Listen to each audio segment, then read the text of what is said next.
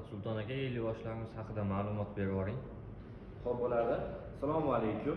Bizni yaqindan aholisini kuzatib borayotgan obunachilarimiz Foydali Umra Uz kanalida yoshlar haqida ma'lumot berib o'tamiz. Yoshlarimiz madrasani bitirgan, yuqori tajribaga ega bo'lgan insonlarni yosh qilib tayinlaganmiz. Diniy idora tomonidan berilgan yoshlarimiz bor. O'zimizning Marg'ilondan, Qo'qondan, Farg'ona hududidan joylashgan yoshlarimizni umra safariga jo'natamiz.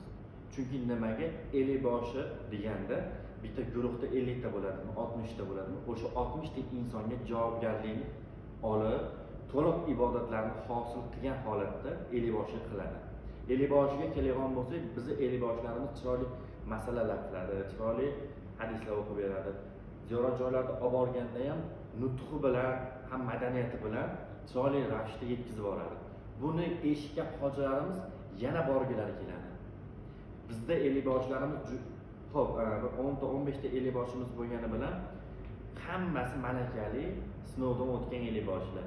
Agar sizga ham qiziq bo'lsa, Foydali Umra Uz kanaliga obuna bo'ling.